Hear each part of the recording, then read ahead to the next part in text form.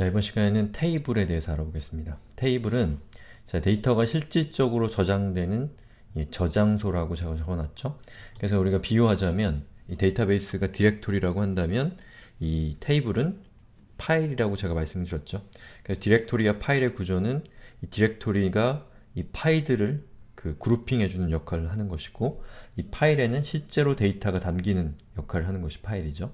그 파일과 유사한 역할을 하는 것이 바로 이 테이블이라고 하는 겁니다. 자, 테이블을 우리가 살펴보기에 앞서서 먼저 알아봐야 될 것이 바로 스키마라고 하는 겁니다. 스키마는 이 테이블에 적재될, 저장될 데이터의 구조와 형식을 정의하는 것입니다.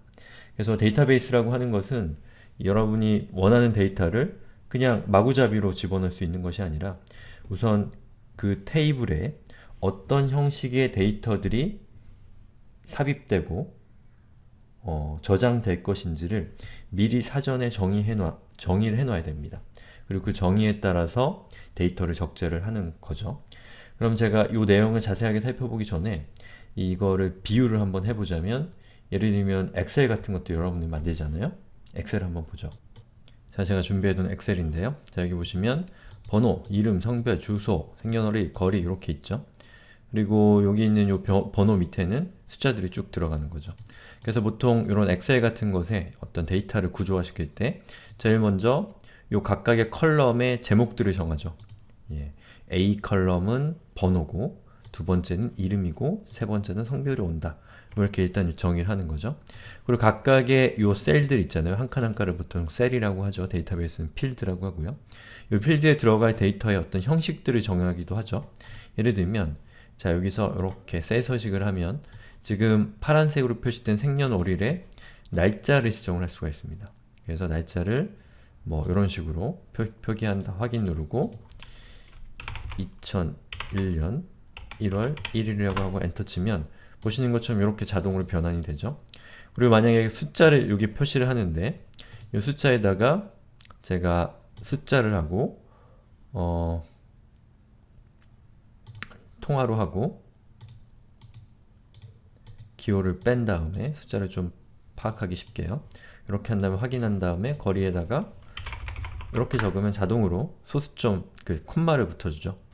이런 식으로 이제 각각의 요 데이터들의 어떤 형식들을 정의를 하는 거죠. 그리고 그 위에다가 데이터를 기록하는 거죠. 이게 이제 엑셀의 일반적인 사용 방법인데, 이 데이터베이스도 똑같습니다. 데이터베이스에서 이 스키마라고 하는 것은 제가 방금 말씀드렸던 것처럼 이 컬럼의 이름을 정한다거나 아니면 그 컬럼에 해당되는 데이터는 어떤 형식의 데이터가 와야 되는지, 또 그 데이터에 값이 반드시 들어와야 되는지 아니면 들어오지 않아도 되는지, 뭐 이런 것들을 정의하는 것이 바로 스키마라고 하는 겁니다. 일종의 데이터의 설계도를 먼저 만드는 거죠. 그럼 그 설계도에 맞게 데이터를 적재를 해야 됩니다. 만약에 그 설계도와 다르게 데이터를 적재하게 되면 오류가 나타나게 되는 거죠. 자, 여기 테이블을 생성하는 SQL문이 여기 나와 있어요. 그래서 create 테이블, 그리고 테이블의 이름을 적고 괄호 열고 괄호 닫은 다음에 그 사이에다가 컬럼의 이름과 데이터의 타입을 이렇게 순차적으로 쭉 기술해주면 이 테이블이 생성이 되는 겁니다. 자, 여기 예제를 한번 볼까요? 자, 저는 student라고 하는 테이블을 생성할 거예요. 학생에 대한 테이블이죠. 그리고 id는 번호예요. 그래서 우리 보통 학급에서 3번 일어나, 27번 일어나, 책 읽어, 뭐 이런 거 하잖아요. 그때 사용하는 것이 이 id라고 생각하시면 되겠습니다.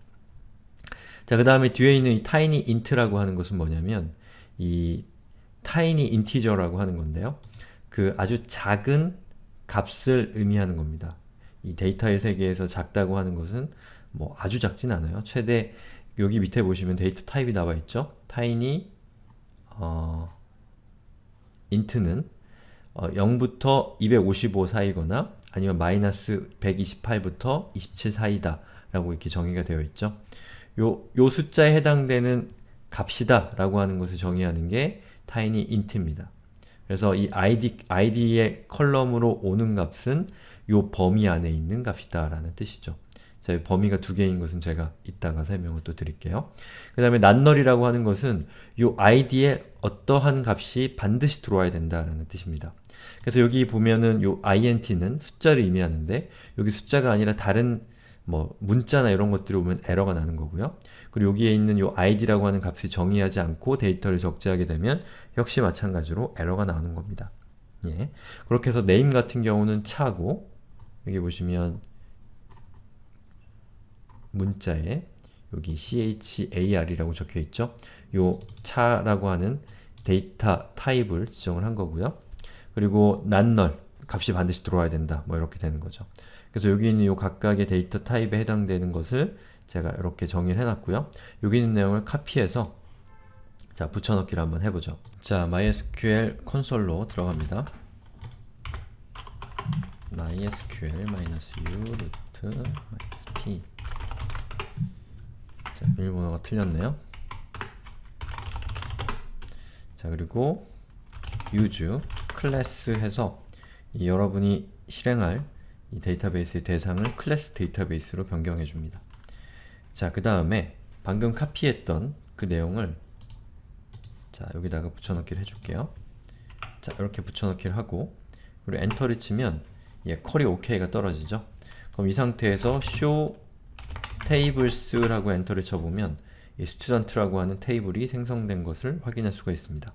만약 이 테이블의 구조를 보고 싶다, 테이블의 스키마를 보고 싶다면 DSC 하고 student 라고 입력하고 엔터를 치면 보시는 것처럼 저 테이블의 구조를 볼 수 있습니다.